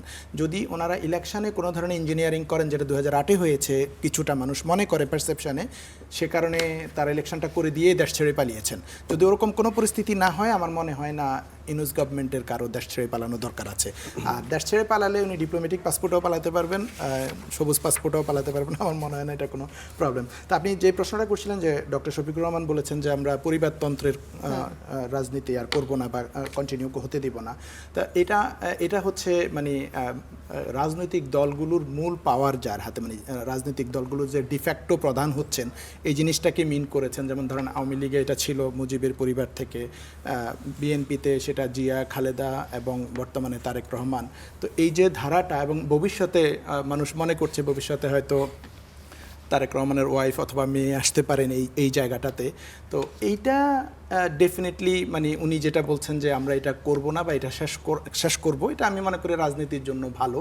কারণ আমাদের রাজনীতির মধ্যে ডেমোক্রেটিক চর্চা থাকলে মেধাবী নেতৃত্ব আসবে। বিএনপির মধ্যেও হতে পারে তারেক রহমানের পরে আরও বিএনপিতে যারা রাজনীতি করেন, কোনো সিনিয়র লিডার অথবা এক্সপিরিয়েন্স লিডার যাদের যোগ্যতা আছে দল পরিচালনা করা, তারা আসবে। অন্য দলও সেমভাবে আসতে পারে। জামাত ইসলামীতে যেটা ওনারা করছেন চর্চা, যে যেমন রিসেন্ট কয়েকজন আমির যদি আমরা চিন্তা করি, যে গোলাম আজম সাহেব ছিলেন, তারপর মতিউর রহমান নিজামী সাহেব, মাঝখানে মকবুল আহমেদ সাহেব ছিলেন, এখন শফিকুর রহমান, মাঝখানে আর কেউ বাদ গেছে কিনা আমি এই মুহূর্তে মনে নেই। তো এটাতে যেটা হয়েছে যে ওনারা ওই প্র্যাকটিসটা করেন দলের মধ্যে ডেমোক্রেসির, যে কারো যিনি প্রধান তার ছেলেকেই আবার প্রধান বানিয়ে যাবেন, এরকমটা হচ্ছে না। কিন্তু আপনি যেটা বলছেন যে লোকালি নমিনেটেড করার ক্ষেত্রে সেইটা হচ্ছে যে হ্যাঁ, কোনো জায়গায় যেমন সাইদি সাহেবের ছেলেরা ক্যান্ডিডেট হয়েছেন, মীর কাসেম আলীর ছেলে ক্যান্ডিডেট হয়েছেন, এরকম কিছু জায়গায় ক্যান্ডিডেট হয়েছে। সেটা তাদের সাংগঠনিক সিস্টেমের মধ্যে তারা যে সংশ্লিষ্ট আসনের মধ্যে যে ওনারা ডেমোক্রেটিক ওয়েতে ভোটাভুটি করেন, ওনাদের যে রোকনরা থাকেন বা সদস্যরা কর্মীরা থাকেন, তাদের মধ্যে ভোটাভুটি করে সম্ভাব্য পটেনশিয়াল কে ক্যান্ডিডেট আছে এই আসনে, ওনারা সিলেকশনগুলো এইভাবে করেন। এবং আরেকটা জিনিস খেয়াল করবেন, জামাতের মধ্যে এই ব্যাপারটিতে আরেকটু আপনাকে ইন্টারফেয়ার করতে চাই, যে ধরেন তারেক রহমানের মেয়ে জাইমা রহমান যখন আসবেন, তো স্বাভাবিকভাবে পরিচিত মানুষ যারা তাদের আশেপাশে এত বছর ধরে রাজনীতি করেছেন, তার তো জাইমা রহমান খুব স্বাভাবিকভাবে চাইবেন, ঠিক একইভাবে দেলোয়ার হোসেন সাইদির ছেলেকেও তারা চাইবেন। রাইট, জাইমা রহমান যদি একটা আসনে ইলেকশন করেন বা জুবাইদা রহমান একটা আসনে ইলেকশন করেন, সেই আসনের বিএনপির লোকাল যে কাউন্সিলর যারা আছেন তারা যদি তাকে ইলেকশনে দিতে চান, তারা যদি নিয়মিত প্রসেসের মধ্য দিয়ে নেতৃত্বে আসেন, সেটা এক জিনিস, সেটা আসতেই পারেন। এটা পারিবারিক ইয়ে থেকেও আসতে পারেন, বাইরে থেকেও আসতে পারেন। জামাতের নিয়মিত প্রসেসটা আসলে কি, যেভাবে আসলে আইডেন্টিফাই করা যায় উনি একজন যোগ্য প্রার্থী, যে হচ্ছে যে দলের প্রধান হয়ে যাবেন, ধরেন কোনো ধরনের রাজনৈতিক ব্যাকগ্রাউন্ড ছাড়া হঠাৎ করে কেউ একজন এসে দলের প্রধান হয়ে যাচ্ছেন শুধু পারিবারিক কোটায় বা পারিবারিক সিলসিলার কারণে। এই জিনিসটাকে হচ্ছে যে রাজার ছেলে রাজা হবে, এরকম যে এই দলের প্রধান এই ফ্যামিলির বাহিরে কেউ হতে পারবে না, এটা এক ধরনের লিগেসি তৈরি হয়ে গেছে। এইটা হচ্ছে যে রাজতন্ত্রের মতো আপনি সিস্টেম জারি করলেন, কিন্তু আপনার যদি অপশান থাকে যে বাইরে থেকেও যে কেউ আসতে পারে, চেঞ্জ হতে পারে, আবার এই ফ্যামিলি থেকেও হতে পারে, এই অপশান যদি থাকে, তখন সেটা হচ্ছে যে রাজতন্ত্রের সিস্টেমের দিকে আপনি গেলেন না। আপনি রাজার ছেলে রাজা হচ্ছে না, যে কেউ যোগ্যতা থাকলে, সেটা রাজার ছেলে যোগ্যতা থাকলে সেও হতে পারবে, বাহিরের কারো যোগ্যতা থাকলে সেও হতে পারবে, মানে মন্ত্রী হতে পারবে, আশেপাশে থাকতে পারবে, কিন্তু রাজা হতে পারবে না, হয়তো প্রসেসে আসবে, এটা বলতে চাচ্ছেন? যে কোনো প্রসেসেই আসতে পারবে, রাজার ছেলেও রাজা হতে পারবে যদি তার যোগ্যতা থাকে। কিন্তু আপনি যদি ডোর ক্লোজ করে দেন যে এই রাজার ফ্যামিলির বাহিরে কেউ আসতে পারবে না, তাহলে এইটা আমরা যে ডেমোক্রেসির আশা করি বা আমরা যে কোয়ালিফাইড লিডারশিপের কথা চিন্তা করি, সেটা তৈরি হবে না। কারণ রাজার ছেলে সবসময় রাজার মতোই কোয়ালিফাইড নেতা হবে, এটা নাও হতে পারে। তো ওই সিলসিলাটা যদি আপনি না রাখেন দলের মধ্যে অভ্যন্তরীণ, যেমন ধরেন তারেক রহমান সাহেব আসলেন, উনি যে দলের চেয়ারপারসন হলেন, এটা কোনো ধরনের ডেমোক্রেসিক প্রসেসের মধ্যে দিয়ে হলেন না। ধরেন দলের মধ্যে একটা কাউন্সিল অর্গানাইজ করে দলের মানুষরা ভোট দিল, তারপরে তিনি চেয়ারম্যান হলেন, এরকম কিন্তু হয়নি। এটা একটা ঘোষণার মধ্য দিয়ে হয়ে গেছেন। তো এটা আমি মনে করি ডেমোক্রেসির জন্য খারাপ। ইভেন শেখ হাসিনাকেও আপনি দেখবেন, শেখ হাসিনাও যখন আওয়ামী লীগের চেয়ারপারসন হতো, প্রেসিডেন্ট হতেন, তো সভানেত্রী হওয়ার আগে ওনারা কিন্তু একটা কাউন্সিল করতেন এবং শেখ হাসিনা বলতেন যদি কাউন্সিলররা না চায় আমি কিন্তু আর দায়িত্ব নিতে চাই না। মানে যদিও আমরা জানি এটা একটা মানে উনিই হবেন, কিন্তু কাউন্সিলরদের ভোট নিয়ে তিনি সভানেত্রী হতেন। আচ্ছা, জামাত যে পরিবর্তনের কথা বলছে বারবার, সেই পরিবর্তন কি তারা আনতে পেরেছে? পুরনো রাজনৈতিক চর্চা থেকে কি বেরোতে পেরেছে কিনা? জামাতের পুরো যদি আপনি বলেন যে দলের মধ্যে গণতান্ত্রিক সিস্টেমের মধ্য দিয়ে আসছে কিনা, হ্যাঁ, বাংলাদেশের অন্য দলের তুলনায় আমি মনে করি জামাতে সেই গণতান্ত্রিক চর্চাটা আছে। এই জন্য যে আমিরের ছেলে আমির না হয়ে বাইরে থেকে আরেকজন যার যোগ্যতা আছে সে আমির হচ্ছে। যেমন বর্তমান আমির যিনি, উনি ছিলেন সিলেটে, ধরেন একটা প্রত্যন্ত এরিয়ায়, ঢাকায়ও না, ঢাকার নেতাও না, তো প্রত্যন্ত এরিয়া থেকে ওখান থেকে ধীরে ধীরে রাজনীতি করতে করতে উপরে আস্তে আস্তে সেক্রেটারি সব ভারপ্রাপ্ত আমির, তারপরে আমির হয়েছেন। তো এইটা অন্য ক্ষেত্র হয়েছে, যেমন এর আগে যিনি ছিলেন মকবুল আহমদ, এরকম রুট লেভেল থেকে উঠে এসেও কেউ আমির হতে পারছে একদম প্রত্যন্ত অঞ্চল থেকে রাজনীতি করে, যেটা আপনি হয়তো এই বিএনপি বা আগে আওয়ামী লীগের ক্ষেত্রেও ছিল যে আওয়ামী লীগের প্রধান বা বিএনপির প্রধান কেউ একজন যে কুমিল্লা থেকে রাজনীতি করে এসে আওয়ামী লীগের প্রধান বা বিএনপির প্রধান হবেন, এই স্কোপটা থাকছে না। এটা ডেমোক্রেসির জন্য মনে করি চেঞ্জ করা দরকার। আমি শিবির আহমেদ, আপনাকে ধন্যবাদ। আমি একটু এই ব্যাপারে জাহেদুর রহমান আপনার কাছে আসতে চাই। আপনি শিবির আহমেদের সাথে কতটুকু একমত যে জামাত তাদের এই পরিবারতন্ত্রের মধ্যে পড়ছে না, এই যে সন্তানরা যখন আসছে প্রার্থী হিসেবে, কতটুকু একমত ওই কথা? গণতান্ত্রিক ব্যবস্থার কথা বলছেন, মানে আমি জামাতের সাথে ইদানিং গুপ্ত একটা শব্দ প্রচলিত হয়ে গেছে, মানে ওনাদের গণতন্ত্র গুপ্ত। আমি একটু পড়ে শোনাই। প্রথম আলো হেডলাইন হচ্ছে আরও 3 বছরের জন্য জামাতের আমির হলেন শফিকুর রহমান, 2 নভেম্বর 2025 সালের নিউজ। জামায়াত জানিয়েছে 9 থেকে 25 অক্টোবর পর্যন্ত সারা দেশের সদস্যদের ব্র্যাকেটে রুকন কাছ থেকে গোপন ব্যালটের মাধ্যমে দলের আমির নির্বাচনে ভোট গ্রহণ হয়। ভোট গ্রহণ কার্যক্রম শেষে সংশ্লিষ্ট দায়িত্বপ্রাপ্ত দল ভোট গণনা করে। দলের প্রধান জানানো হয় কমিশনার আমির হিসেবে ডাক্তার শফিকের নাম 26 থেকে 28 কার্যকালের জন্য ঘোষণা করে। মানে আপনি একটা দল থেকে বললেন ভোট নিয়েছি, শফিক সাহেব সর্বোচ্চ ভোট পেয়েছেন, কাছাকাছি ভোট কে পেলেন কে পেলেন না, ওনাদের নাকি প্রতিদ্বন্দ্বিতা করার নিয়ম নাই, নিজেরা ভোট দিয়ে দেয়। এটা আমি পরে খোঁজ নিয়ে জানলাম। এসে আপনি একটা ঘোষণা দিলেন আর বললেন আমাদের বিরাট গণতন্ত্র আছে। যেমন এখন শিববীর ভাই বললেন মীর কাসেম আলীর সন্তান আরমানের প্রতি আমাদের খুবই সিম্প্যাথি আছে। উনি শুধু গুম হয়েছেন তা না, উনি টর্চার্ড হয়েছেন। আমাদের অনেকে কিন্তু টর্চার্ড হননি, উনি টর্চার্ড হয়েছেন। তো সিম্প্যাথি আছে। এবং বলে দিলেন ভাই যে ওখানে কাউন্সিলররা সবাই ভোট দিয়েছে। মানে এখন এই যদি হয়, মানে ভোটের নমুনা, যে আমি জামাতের আমির নির্বাচনের ইয়ে পড়ে শোনালাম, নিউজ হচ্ছে এটা, রোকনরা ভোট দিয়েছে এত থেকে এত, জনাব শফিক হয়ে গেছেন, এই হচ্ছে নির্বাচন। ওনার প্রতিদ্বন্দ্বীকে আমি ওনার প্রশ্নটাই আপনার কাছে তুলে ধরলাম। বা নিকটতম কেউ ছিল সেটাও নেই। আমিরের নির্বাচনে তিনজনের প্যানেল থাকে, যেমন এবারের প্যানেলে ছিল শফিকুর রহমান, ডাক্তার সৈয়দ আব্দুল্লাহ মোহাম্মদ তাহের এবং মিয়া গোলাম পরোয়ার। না, প্যানেল ছিল না, প্যানেল উল্লেখ নেই কোথাও। না না না না না, এটা পাবলিকলি নাই, এটা পাবলিকলি এটা আপনি জামাতের ভেতরে জানতে পারেন। আমি আপনাকে চ্যালেঞ্জ করছি শিববীর ভাই, আপনি পাবলিক কোন একটা জায়গায় দেখান 3 জনের প্যানেল থেকে দেখাচ্ছে, আমাকে দেখান। না না স্যার, নেই। আমি চ্যালেঞ্জ করছি, আপনি এখন সার্চ করে দেখান। আমি দেখেছি মিডিয়ায়, কারণ এটাতে তাদের ইলেকশন কমিশনের কথা বলেছেন। তাদের যে ইলেকশন প্রক্রিয়া, যে তারা গোপন ব্যালটে সব রোকনদের কাছ থেকে কোনো প্যানেল থাকে না। আমি এটা দেখতে চাইবো আপনার কাছ থেকে। আপনার যখন ব্রেক থাকবে আপনি দেখাবেন, আপনি দেখাবেন। না না, আপনি দেখাবেন, আপনি দেখাবেন। এটা ব্রেক শো আমি একবার মনে করি দিলাম। না, যখন উনি বলবেন না তখন উনি সার্চ করে একটু দেখাবেন। আমি বলি, এটা জাহিদ ভাই হয়তো না জানা থাকতে পারে, এটা দোষের কিছু না, না জানা কোনো দোষের কিছু না। আচ্ছা, আপনি বলছেন 3 জনের একটা প্যানেল থাকে, পাবলিক ডকুমেন্টে দেখাবেন। আপনি পার্সোনালি জানলে আমার কিছু আসে যায়। থাকে 3 জনের প্যানেল, যেমন এর আগে যখন ইলেকশন হয়েছিল, যেমন এরকম 3 জনের প্যানেল ছিল, মতিউর রহমান নিজামী, আলী হাসান মুজাহিদ, দেলোয়ার হোসেন সাইদি। এবারেও যেমন এই 3 জনের প্যানেল ছিল। কেমন ছিল তাদের 3 জনের মধ্যে? সেই রেজাল্ট তারা প্রকাশ করেন না, সেই রেজাল্ট তারা প্রকাশ করেন না, কারণ এটা হচ্ছে দলীয় কর্মীদের ভোট। যদি প্রকাশ করতে হয়, দলীয় কর্মীরা যদি জানতে চায় তারা জানতে পারবে। আর এখানে যদি হতো যে দলীয় কর্মীদের ভোটকে মূল্যায়ন না করে কেউ একজন ঘোষণা দিয়ে দিয়েছেন নির্বাচন কমিশনের কেউ একজন, তাহলে তো দলীয় কর্মীরা বিদ্রোহ করবে। বিএনপিতে আপনি করেন, ডেফিনেটলি বিদ্রোহ করবে। যদি আমার ভোট দিলাম আমি একজনকে, নির্বাচিত হলো আরেকজন, এরকম যদি হয় তাহলে তো বিদ্রোহ হবে। তাহলে প্রত্যেকটা আসনেই তারা এরকম করে দলীয় কাউন্সিলরদের ভোট নেয় এবং ভোট নিয়ে ডিসিশন নেয় যে কে হচ্ছে মেজরিটি পেয়েছে এবং সে ক্যান্ডিডেট হবে। সেম ভাবে তাদের প্রত্যেকটা জেলা শাখায় বা মহানগরীতে নির্বাচন হয় এবং আমির নির্বাচন হয়, সেক্রেটারি নির্বাচন হয়। শিবিরের নির্বাচনের ক্ষেত্রে হচ্ছে এটা জাহিদ ভাই যেটা বলছেন, ওখানে কোনো ক্যান্ডিডেট থাকে না, সবাই ক্যান্ডিডেট, সবাই ভোটার, আপনার যাকে ভালো লাগে তাকে ভোট দিবেন, এই প্রক্রিয়ার মধ্য দিয়ে হয়। কিন্তু জামাতের ক্ষেত্রে 3 জনের প্যানেল করা হয় এবং সেই প্যানেল থেকে তারা যে কোনো পাবলিক ডকুমেন্ট না, এটা পাবলিক ডকুমেন্ট না, আপনি আমাকে দেখাবেন। আচ্ছা, আপনি কি ব্যক্তিগতভাবে জানার কারণে বলছেন নাকি এটা আসলে পাবলিক পাবলিক হয়েছে? ডকুমেন্টে দেখাবেন যে কোথাও কোথাও জামাত, এক সেকেন্ড আমি একটু কি দেখতে চাই সেটা একটু বলে রাখি। শিবির ভাই কি দেখতে চাই? শিবির ভাই কি দেখতে চাই? না কি দেখতে চাই আমি একটু বলি। আমি কি না শিবির ভাই আমি একটা জিনিস কি দেখতে চাই, আচ্ছা আমি একটু শুনি জাহিদুর রহমান, আপনি বলুন। আমি একটু, আপনি যখন কি জানতে বলবেন তখন চাচ্ছেন বলুন। আমি যেটা দেখতে চাই, জামায়াতে ইসলামী বলছে আগে অথবা পরে যে আমাদের এবার অফিসিয়াল স্টেটমেন্টে আমাদের এবার আমির নির্বাচনের জন্য এই 3 সদস্যের যে প্যানেল ছিল, রুকনদের ভোটাভুটিতে এদের মধ্যে ইনি নির্বাচিত হয়েছেন। ভোটের সংখ্যা যদি নাও বলেন, এটা অফিসিয়াল একটা স্টেটমেন্ট আমি দেখতে চাই। আপনি আমাকে একটু দেখাবেন। আমি সার্চ দিয়ে দেখতে পারি, কারণ আমি দেখেছি এটা আলোচনায় শুনেছি, আমি কোন একটা আলোচনাতেই শুনেছি। না ডেফিনেটলি তাদের লিকড ইনফরমেশন হিসাবে আছে, পাবলিক ডকুমেন্ট, জামাত ঘোষণা করেনি। এনিওয়ে মানে যদি এখানে ভোটার কারা, ভোটার হচ্ছে জামাতের দলীয় কর্মীরা, সদস্যরা।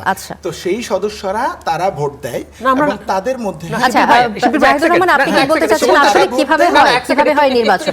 তাদের দলীয় গণতান্ত্রিক সিস্টেম আছে। না শিবির ভাই একটা জিনিস একটু বলি, নাগরিক হিসাবে কিন্তু এটা আমার দেখার অধিকার আছে যে জামাত যে দাবিটা করে যে তারা একটা গণতান্ত্রিক প্রক্রিয়া নেতৃত্ব নির্বাচন করে, আমাকে কনভিন্স করারও দায়িত্ব আছে। আমি ভোট দেব না, কিন্তু আমি দেখতে চাই জামাত ঘোষণা করছে আমার প্যানেলে 3 জন আছে, এত তারিখ থেকে এত তারিখ ভোট, ইনি নির্বাচিত হয়েছে। ভোটের সংখ্যা জানলে আরো ভালো হতো, না হলে নাই, কিন্তু প্যানেল ঘোষণা করা হয় না। জি ডেফিনেটলি জামাত, যে আপনি নিউজও পড়ছেন, নিউজে যে নির্বাচন হয়েছে, কে ভোট দিয়েছে, না অবশ্যই আমরা সবাই এটা দেখতে চাই যে গণমাধ্যম এবং সবার কাছে পৌঁছাকে এই তথ্যটা। যদি না থাকতো তাহলে তারা তাদের নেতা নির্বাচন করতে কিভাবে? যে শফিকুর রহমান সাহেব উনি যখন নেতৃত্ব ছেড়ে দিবেন, ওনার বউকে বা ওনার ছেলেকে উনি নেতা বানায় রেখে যাবেন, যেটা অন্যান্য দলে হচ্ছে। ধরুন খালেদা জিয়ার পরে কে নেতা হয়েছেন? তারেক রহমান হয়েছেন। তারেক রহমানের পরে কে হবেন? হয়তো জাইমা রহমান। ব্যাপারটা কি এমন হয় যে রোকন যারা, তারা কি সবাই 3 জনের এই প্যানেলকে ভোট দিয়ে থাকেন, নাকি পছন্দের 3 জনকে সিলেক্ট করে রাখা হয় যে ওনাদের 3 জনের মধ্যেই একজনকে আমি নির্বাচিত করতে হবে? ধরেন এখানে প্রথমত 3 জনের যে এই প্যানেল হয়, আমার জানার ঘাটতি থাকতে পারে এই জায়গাটায়। প্রথম 3 জন কিভাবে নির্ধারণ হয়? প্রথম 3 জন তাদের যে একটা শুরা বডি আছে, সেই শুরা বডি থেকে 3 জনকে ওনারা সিলেক্ট করেন। এটা হচ্ছে শুরার ভোটের মাধ্যমে, যে কারণ একদম গ্রামের সদস্য বা রুট লেভেলে যে কর্মী সদস্য আছেন, রোকন আছেন, তিনি তো ওই 3 জন সিলেকশনের কাজে ওনাকে ইনভলভ করবেন না। এই 3 জন সিলেকশনটা একটা আপার বডিতে হয়, সেই 3 জনকে দেন সারা দেশের সব সদস্যরা ভোট দেন, যেটা জাহিদ ভাই নিউজ পড়লেন প্রথম আলোর, যে 3 জনের মধ্যে থেকে নির্বাচিত হলেন শফিকুর রহমান। 3 জনের মধ্যে লেখা নাই ওখানে, সেটাই বলছি আপনাকে। না উনি নির্বাচিত হয়েছেন, তার মানে রোকনদের ভোটে নির্বাচিত হয়েছেন। সো এবারে 3 জনের মধ্যে হোক, 1000 মানুষের মধ্যে হোক, যে মানুষের মধ্যে হোক, জামাতের দলীয় ফোরামের ভোটের মাধ্যমে তিনি নির্বাচিত হচ্ছেন। আদারওয়াইজ যদি নির্বাচন না হয় তাহলে তারা ডিসাইড করবে কিভাবে? তাহলে তো শফিকুর রহমান সাহেব তারপরে কাকে বানাতে হবে, উনি হয় নিজে ঘোষণা দিয়ে যেতে হবে, অথবা ওনার ছেলেকে বা ওয়াইফকে বা মেয়েকে বানাতে হবে। সেই সিস্টেমটা এই একমাত্র জামাতের মধ্যে তারা এই ডেমোক্রেসিটা ফলো করে, যে দলের মতামতের ভিত্তিতে। এখন এটা তো আর মাস পিপলের জন্য ডেমোক্রেসি না, এটা হচ্ছে দলের মানুষের মধ্য থেকে নির্বাচনের প্রক্রিয়া এভাবে করেন। এবং এইটা আমি মনে করি অন্যান্য দলগুলোকে ফলো করা রহমানের এসে নিজেকে নিজে চেয়ারম্যান ঘোষণা দেওয়া উচিত না, বা একটা স্থায়ী কমিটিকে দিয়ে নিজেকে ঘোষণা দেওয়া উচিত না, দলীয় কাউন্সিলের মাধ্যমে হওয়া উচিত। তাহলেই এই যে দলের কর্মীরা যে গণতন্ত্র শিখছে না, এটা একটা কারণ যে দলের টপ লিডার নির্বাচিত হচ্ছে গণতান্ত্রিক ব্যবস্থা ছাড়া। এবং এটার প্রভাব পড়ে, আপনি যখন একটা আসনে কাউকে ঘোষণা দিচ্ছেন, অমুক আমার দলের মনোনয়ন পেল, আরেকজন বিদ্রোহ করে বসে আছে, কারণ সে তো জানে এই প্রসেসটা গণতান্ত্রিকভাবে হয় নাই। যদি দলীয় কাউন্সিলের মাধ্যমে হতো তাহলে যে আসনে যাকে যে জিতে আসতো নমিনেশন পেত, সেই থাকতো, বাকিরা। জি ধন্যবাদ। আমি আরো একবার আসতে চাই জাহিদুর রহমান আপনার কাছে, ছোট করে যদি বলতে চান এই বিষয়ে আর কিছু বলার আছে কিনা।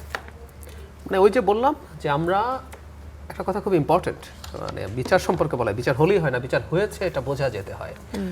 একটা নির্বাচনের ক্লেম করছে একটা দল, এখন না হলে কিভাবে হবে? নানান পথ থাকতে পারে। আমাদের সুরা বলে একটা ছোট বডি আছে, সেই ছোট বডি নেতা নির্বাচন করতে পারে। এটা যে একেবারে রোকনদের ভোটে হচ্ছে আমরা নিশ্চিত নই। আমাকে আবারও বলছি, এটা আমাকে বুঝতে হবে। জামাত গণতন্ত্র করেছি বলে ঘোষণা নির্বাচন হয়েছে, হ্যাঁ আমরা এটা নির্বাচন করে ফেলেছি, হয় না। আর যে সবসময় তাদের যে এই সবাই মিলে সিদ্ধান্ত নেন তা না, এবার অন্তত দুটো জায়গায়, একটা জায়গায় সরাসরি বিদ্রোহী প্রার্থী আছে জামায়াতের, আরেকটা সিটে একটা নাটক করে তাকে নাকি ঘিরে ফেলেছে আমাদের খুব পরিচিত একজন সারওয়াত তুষার এনসিপির, তার সিটের জামাতের প্রার্থী, তিনিও মনোনয়নপত্র উইথড্র করেননি, তাকে নাকি নেতাকর্মীরা ঘিরে ফেলে উইথড্র করতে দেয়নি। শেষে নির্বাচন কমিশনে রীতিমতো চিঠি দিয়েছে জামাত যাতে তার প্রার্থিতা না রাখা হয়। সুতরাং এই যে বলা হচ্ছে যে সব সিদ্ধান্তের ভিত্তিতে হয়, নট নেসেসারিলি। ধন্যবাদ। আমি এবার আসতে চাই আসিফ মোহাম্মদ শাহান, আপনিও কি মনে করেন কিনা যে সব আসলে সিদ্ধান্তের ভিত্তিতে হয় কিনা, এই বিষয়টা নিয়ে কি দেখুন, বলবেন? মানে এইখানে খুব ইম্পর্টেন্ট যে ব্যাপারটা হচ্ছে এই যে আমরা ইন্টারনাল ডেমোক্রেসির চর্চা বলছি, এইটার একটা মানে এটা একটা ইন্টারপ্রিটেশনের ব্যাপারে দাঁড়িয়ে গেছে। কারণ যদি ব্যাপারটা হয় এইরকম যে কাউন্সিলের মাধ্যমে নির্বাচিত হলেই সেটা গণতান্ত্রিক, তাহলে যে কথাটা শিবির ভাই একটু আগে বললেন, তাহলে আওয়ামী লীগ প্রচণ্ড গণতান্ত্রিক একটা দল ছিল। শেখ হাসিনা যেহেতু কাউন্সিলের মাধ্যমেই নির্বাচিত হয়েছে, সো কাজে এটা পিতৃতান্ত্রিক না মাতৃতান্ত্রিক তাতে কিছু যায় আসে না। কারণ যদি ব্যাপারটা হয় এইরকম যে আপনি কার ছেলে বা কার মেয়ে যাই হোক না কেন, আপনি একটা গণতান্ত্রিক প্রক্রিয়ার মাধ্যমে এসেছেন, কাউন্সিল হয়েছে, কাউন্সিলের মাধ্যমে হচ্ছে আপনি এসেছেন, তো তাহলে তো হচ্ছে এটা একটা গণতান্ত্রিক প্রক্রিয়া হয়েছে, সো এটা আপনাকে মেনে নিতে হবে। সো আপনি তখন বলতে পারবেন না যে এই রাজনৈতিক দলটি ডাইনেস্টিক পলিটিক্স করে, কারণ এটা যেমন হচ্ছে কারো যোগ্যতা হতে পারে না, একই সাথে এটা কারো অযোগ্যতাও হতে পারে না যে আমি অমুকের ছেলে বা মেয়ে এই কারণে আমি সেনা। সো এটা গেল একটা জিনিস। সেকেন্ড যে জিনিসটা ইম্পর্টেন্ট, আমি একটু শেষ করি, বাট এইখানে যে জিনিসটা ইম্পর্টেন্ট, দেখেন আপনি বলছেন ডেমোক্রেটিক, বাট মজলিসে শুরা 3 জন লিমিট করে দিচ্ছেন, তাহলে প্রথমত আপনার ইন্টারনাল ডেমোক্রেসিতে একটু ফার্স্টে লিমিটেড হয়ে আসলো। এই 3 জন মজলিসে শুরার নিশ্চয়ই সদস্য সংখ্যা অনেকে না, এটা তো হচ্ছে কি মোর পলিসি মেকিং বডির মতো। তাহলে একইভাবে স্থায়ী কমিটির সদস্যরা বসে যদি একজনকে সিলেক্ট করেন, সেইটা কেন অগণতান্ত্রিক হবে? যদি সেই দলের কার্যপ্রণালীতে এইরকম একটা বিধান থাকে যে আপনার চেয়ারম্যান মারা গেছেন, এরকম একটা সময়ে স্থায়ী কমিটির সদস্যরা বসে এরকম একটা ডিসিশন নিতে পারে, এবং স্থায়ী কমিটির সদস্যরা সম্মিলিতভাবে সিদ্ধান্ত নিয়েছেন। কারণ যদি আপনার মানে একটা পলিসি মেকিং বডি, সেটা তো নিশ্চয়ই পুরো পার্টি ডিসিশন, সেটা তো কাউন্সিলও না, আপনি তো তারপরে ওই 3টা নাম আপনি পাঠাচ্ছেন হচ্ছে কাউন্সিলের কাছে। সো সিমিলার ওয়েতে অন্য একটা পলিটিক্যাল পার্টি যদি তার একটা স্থায়ী কমিটি থাকে, তার যদি এরকম একটা বিধান থাকে, সেই স্থায়ী কমিটির সদস্য 3 জনের বদলে একজনকে হচ্ছে সিলেক্ট করলেন, তাহলে সেটা কেন অগণতান্ত্রিক হবে? বলতে চাচ্ছেন কিছু আপনি শিবির তো আহমেদ? বললেন একটু আগে যে ফ্যামিলির মেম্বার হওয়া তো তার অযোগ্যতা হতে পারে না। অবশ্যই অযোগ্যতা না, অযোগ্যতা না। তাহলে তো হচ্ছে গিয়ে ডাইনেস্টিক পলিটিক্সের যে লজিকটা দেওয়া হচ্ছে, সেই লজিকটা তো আসলে খাটছে না, as long age process follow করা হচ্ছে। এইটা হচ্ছে ইম্পর্টেন্ট কথা। তাহলে একইভাবে এই যে বলা হচ্ছে যদি হয়, তো তাহলে এগেইন মজলিসে শুরার ক্ষেত্রে লিমিট করে দেওয়ার যে বিধানটা, যেটা জাহেদ ভাই বললেন যে এখানে নামগুলো ঠিক কিনা সেটা আমি জানি না, হয়তো এনিওয়ে আমি ওইটাতে না, আমি একটা নাম ভুল বলছিলাম। এই যে আমি ঢাকা স্ট্রিমের একটা নিউজ দেখছি যে জামাতের আমির প্রার্থীর প্যানেলে ডাক্তার শফিক, ভেতরে পড়ে দেখুন তো, ভেতরে পড়ে দেখুন তো এটা কি জামাত জানিয়েছে কিনা, পড়ে দেখুন। আমি পড়েছি, আপনি পড়ুন পড়ুন। না না, আপনি পড়ুন। না না, তারা নিউজ করেছে 15 অক্টোবর 2025। আপনি ভুল করছেন, আমি এটা পড়ে শোনাচ্ছি। না না, আমি বলি এটা পাবলিকলি না। জি জি, আপনি বলুন, আপনি কথাটা শেষ করুন। আসিফ মোহাম্মদ শাহান। সেকেন্ড যে জিনিসটা যে একটা হলো এইটা, কাজে এই ক্ষেত্রে আলাদা ক্লেম করার পেছনে আমি খুব সত্যিকার অর্থে যে খুব যৌক্তিক বিষয় সেটা দেখছি না, নাম্বার 1। নাম্বার 2 হচ্ছে এই যে ধরেন যে কথাটা বলা হলো যে জামাত ইসলামের অনেক নেতা তাদের ছেলেরা হচ্ছে এমপি পদে হয়েছে, রোকন, এবং যদি শিবির যেটা বললেন সেটা ঠিক হলে তাদের স্থানীয় নেতারা ভোটের মাধ্যমেই হচ্ছে তাদেরকে নমিনেশনের ঠিক করেছেন। এখন আমি যতটুকু জানি যে জামাতের সদস্য হওয়ার কয়েকগুলো প্রক্রিয়া আছে, আপনি চাইলেই এই লেভেল পর্যন্ত যেতে পারবেন না। তো আমার এইটা খুব জানার ইচ্ছা, এই যে জামাত ইসলামীর নেতৃবৃন্দের যে ছেলেরা যারা এমপি হলেন, তারা কি জামাত ইসলামীর দলের এই প্রত্যেকটি স্টেজ পার হয়ে হয়ে এই পর্যন্ত গিয়েছেন কিনা? আচ্ছা, এটি নিশ্চয়ই আমরা জানার চেষ্টা না করব। হয়ে থাকেন, তাহলে তো প্রক্রিয়াগুলোকে বাইপাস করার একটা সুবিধা পিতৃ পরিচয়ের কারণে তারা পাচ্ছেন, সেইটা কি গণতান্ত্রিক হচ্ছে কিনা সেই প্রশ্নটাও থেকে যাচ্ছে আর কি। জি, শিব্বির আহমেদ, আপনি যদি ছোট্ট করে এই বিষয়ে কথা বলেন, আমরা অন্য একটি বিষয়ে আসলে যেতে চাচ্ছি। জাস্ট এটা আমি বলছি যে এইটা তাদের দলের ইন্টারনাল ডেমোক্রেসি এবং তারা সেটা প্র্যাকটিস করে আসছে, এবং এই ডেমোক্রেসিটা যে কার্যকর হচ্ছে এটার প্রমাণ হচ্ছে যে তাদের মধ্যে এই যে নেতা নির্বাচন নিয়ে, আমির নির্বাচন নিয়ে, বা কোনো একটা ডিস্ট্রিক্টের নির্বাচন নিয়ে, বা আসনের ক্যান্ডিডেট নির্বাচন নিয়ে তাদের মধ্যে হাউকাউ, মারামারি, সংঘর্ষ এগুলো হচ্ছে না। এটার কারণ হচ্ছে তাদের একটা বিষয় আসলে তারা সবাই মেনে নিচ্ছেন, এই ব্যাপারটিকে আমরা অস্বীকার করতে পারি না যে তারা মেনে নিচ্ছেন। যদি প্রসেসের মধ্যে প্রবলেম থাকে তাহলে আউটকামে গন্ডগোল লাগবে, অবশ্যই হবে। যদি চায়না তার আপনি এটা হচ্ছে আপনার পার্টির মধ্যে, আপনি দেখেন তারা পার্টির মধ্যে তাদের একটা ডেমোক্রেটিক সিস্টেম তারা ডেভেলপ করেছে এবং তারা ক্যান্ডিডেট নির্বাচন করছে, এবং আপনি ছাত্র শিবিরের ক্ষেত্রেও দেখেন প্রতি বছর তারা কমিটি নির্বাচন করছে এবং সেটি সবাই মেনে নিয়েছেন। এবং প্রতি বছর যে কমিটি নির্বাচন সবার মতামতের ভিত্তিতেই হয়েছে, না হলে হয়তো বাইরেটা আসতো। তাদের নির্বাচন কমিশন আছে না, মেনে নেওয়া দলীয়ভাবে তারা না, বিএনপির প্রতি কেন্দ্রে কেন্দ্রে 72 জন না 74 জন।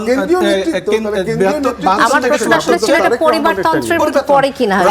না, জামাতের কেন্দ্রীয় যে আমির নির্বাচন কোনোভাবেই পরিবারতন্ত্রের মধ্যে পড়ে না, কারণ একজনের সাথে আরেকজনের কোনোই পরিবারের কানেকশন নাই। কোন আপনি যদি পরিবার, তার মানে হচ্ছে এখানে এবং এটি গণতান্ত্রিক ভাবেই তাদের তিনজনকে, যে তিনজনকে আপনারা পেয়েছেন প্যানেলিস্ট, সেই প্যানেলের লোকজনকে আমি একটু প্রশ্নটা আরেকবার মনে করে দিই। টপে নিয়ে আসছে। আমি বললাম যে একদম সিলেট থেকে একজন এসে আমির হচ্ছে, আরেকজন পাবনা থেকে এসে আমির হচ্ছে, আরেকজন ফরিদপুর থেকে এসে আমির হচ্ছে।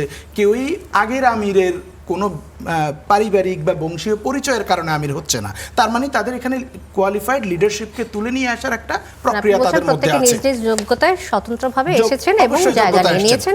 জি, ধন্যবাদ। এই ব্যাপারটিতে আসলে ডিবেট চলতেই থাকবে। আমি আরেকটি বিষয় নিয়ে আসতে চাই। আপনি এই বিষয়ে আসিফ মোহাম্মদ শাহান, আমি আরেকটি বিষয়ে আনতে চাই। আজকে সারাদিনে সামাজিক যোগাযোগ মাধ্যমে আমরা একটা ঘটনা দেখেছি যে ক্যান্টনমেন্ট থেকে গানম্যান নিয়ে প্রবেশ কেন্দ্র করে সেনা সদস্যদের সাথে একটি তর্কাতর্কির ঘটনা ঘটেছে এবং এটি একটি ভিডিও ভাইরাল হয়েছে।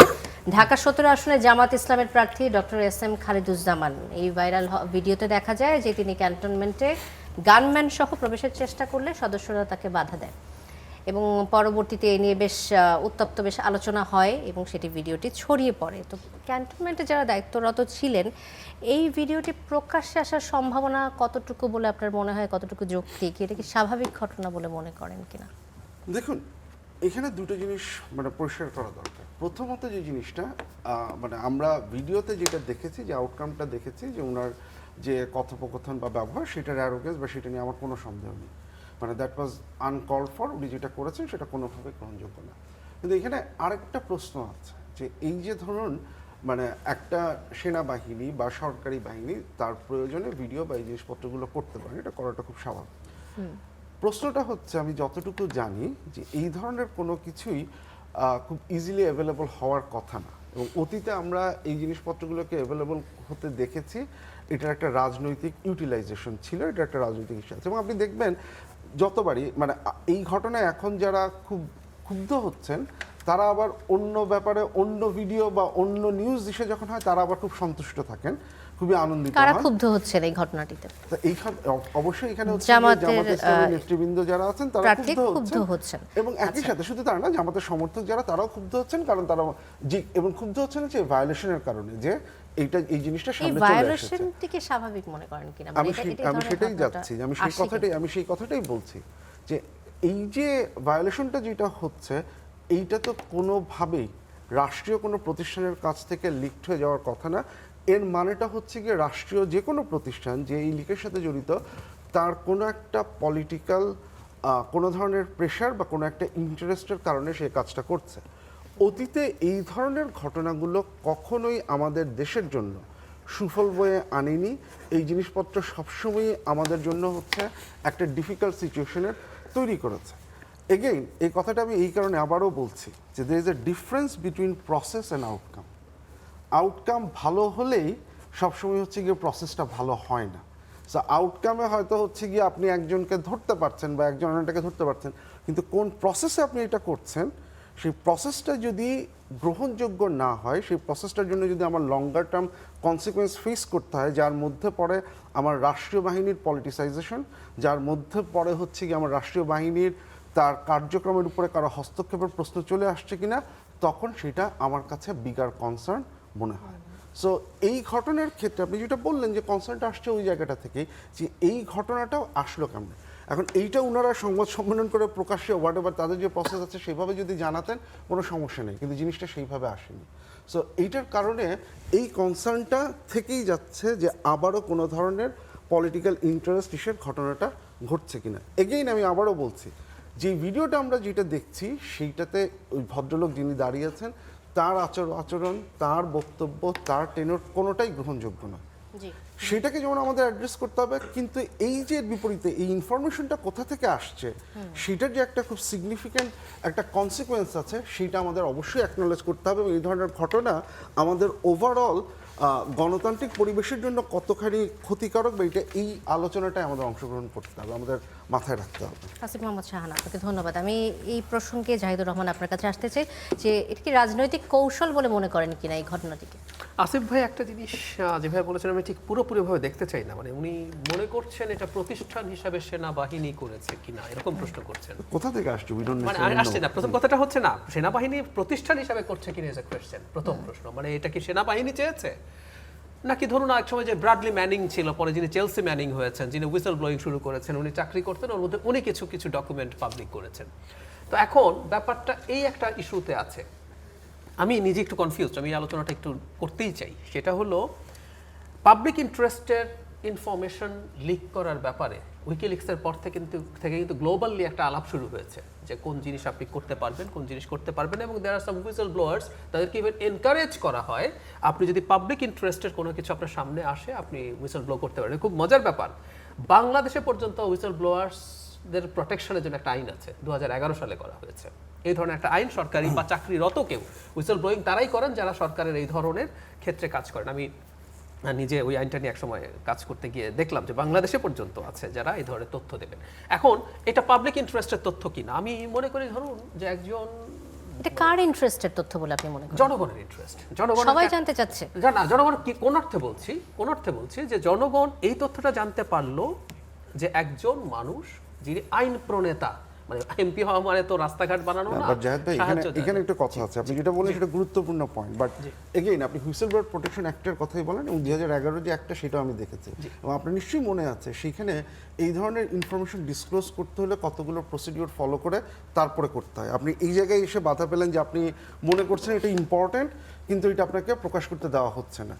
সো এই যে আপনি যে বললেন এই স্টেপগুলো ফলো করা হয়েছে কিনা সেটা ছাড়া কিন্তু আমি একজনকে হুইসেল ব্লোয়ার ডিক্লেয়ার করতে এখানে একটা পারবো জিনিস না। সো এটা কিন্তু একটা ইম্পর্টেন্ট জিনিস এখানে শিবির ইম্পর্টেন্ট, এখানে একটা জিনিস ইম্পর্টেন্ট, ধরেন যে ভিডিওটা আসছে এক সেকেন্ড, শুধু এটুকু আমি মনে করি যে আমরা প্রতিষ্ঠান হিসাবে সেনাবাহিনীকে ব্লেম করব কিনা সেটাই।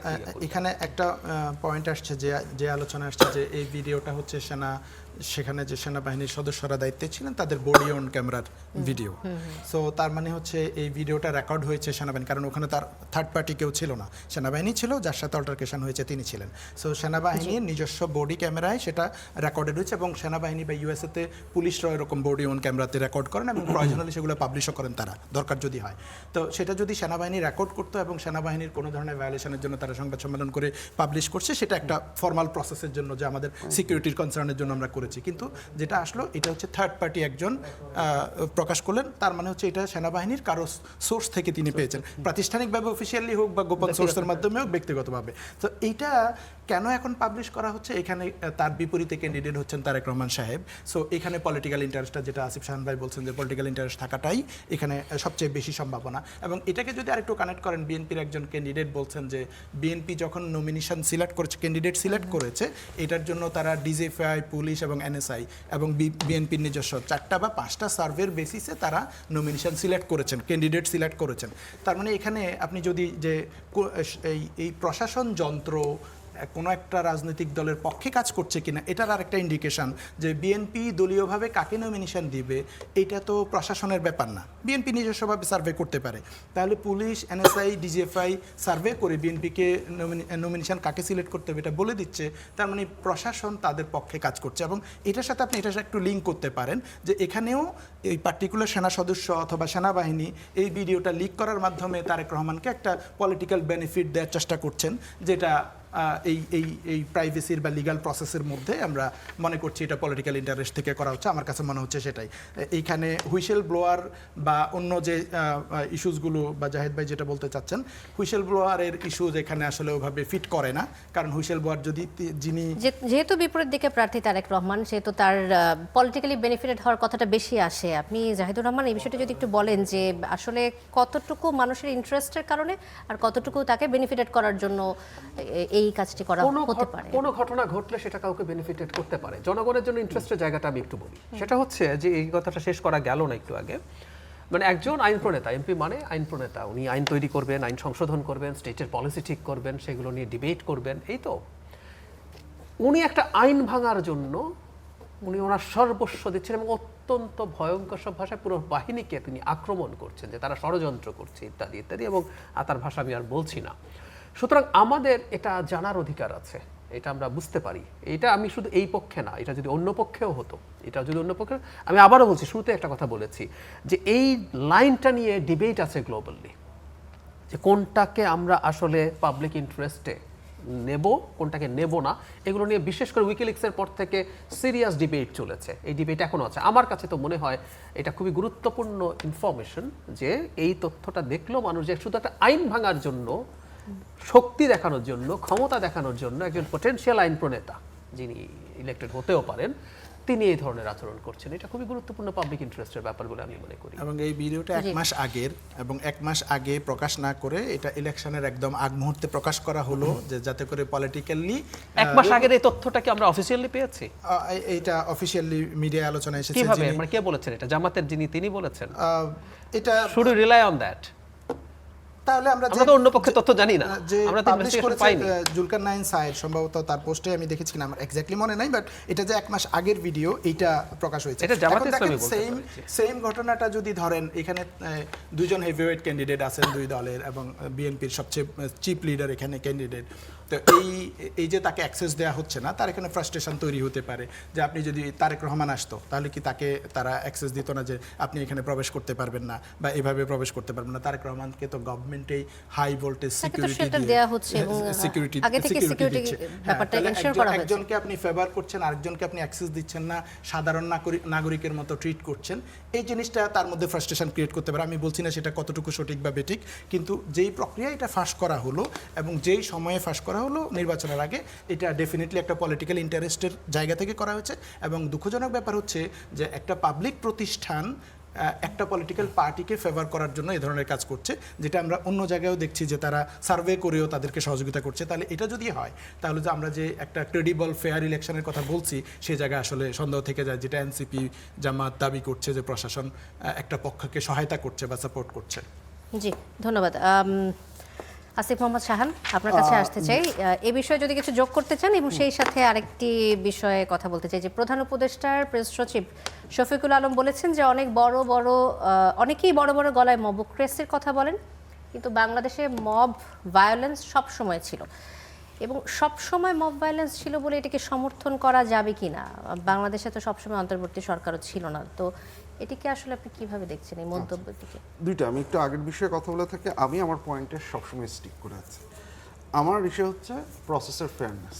আমরা একেবারে শেষ পর্যায়ে আমি চলে এসেছি, প্রসেসের একটু ছোট্ট করে ফেয়ারনেসের শুনবো। জায়গায় যে কারণে আমি বলেছিলাম যে জামাতের এই তথাকথিত ডেমোক্রেটিক প্র্যাকটিস, যেটা বড় লিমিটেড ডেমোক্রেসি, ইটস নট, সেই একই প্রসেসের গ্রাউন্ডে আমি বলবো যে এই জায়গাটাতে আমরা যে জিনিসটা নিয়ে কথা বললাম সেটার পুরো প্রসেসটা যদি আমি না জানি, ওয়েদার ইটস রিয়েলি ন্যাশনাল ইন্টারেস্টে হয়েছে কিনা, প্রসেস ফলো করে হুইসেল ব্লোয়িং এর জায়গায় এসেছে কিনা, সেটা না জানা পর্যন্ত ইটস নট। আর আমরা এই ব্যাপারে হচ্ছে কি আমরা ওইটুক ধরে নিতে পারবো যে এটা অফকোর্স এটা একটা পলিটিক্যাল পারপাস সার্ভ করেছে। এই ধরনের যে কোনো ঘটনায় করতেই পারে, হ্যাঁ, purpose serve করেছে, purpose serve করেছে। এটা অফকোর্স একটা পলিটিক্যাল পারপাস সার্ভ করবে।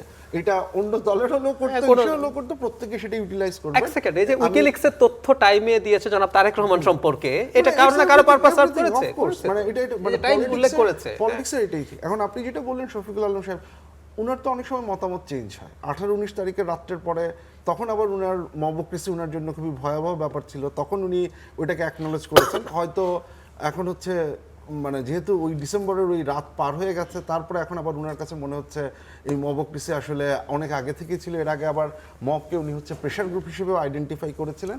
সো উনার এক এক সময় একটু মুড সুইং হয়, যেটা হচ্ছে গিয়ে বোঝা যাচ্ছে।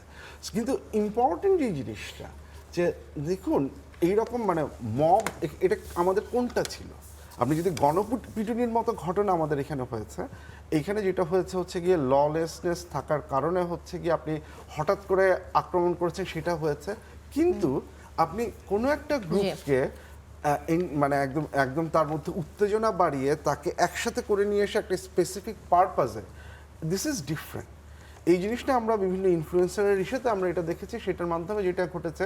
সো ওনার কথা মানে যেটা বললাম আমি, এই ধরনের জিনিসপত্র এবং সেটাকে আপনি যখন মেনে নিচ্ছেন এবং সেটাকে আপনি যখন ইউজ করছেন, সেটা আসলে খুব স্বাভাবিক কোনো ঘটনা আর থাকছে জি, না। ধন্যবাদ আসিফ মোহাম্মদ শাহান, জাহিদুর রহমান এবং শিবির আহমেদ আমাদের এই অনুষ্ঠানে উপস্থিত হবার জন্য অনেক ধন্যবাদ।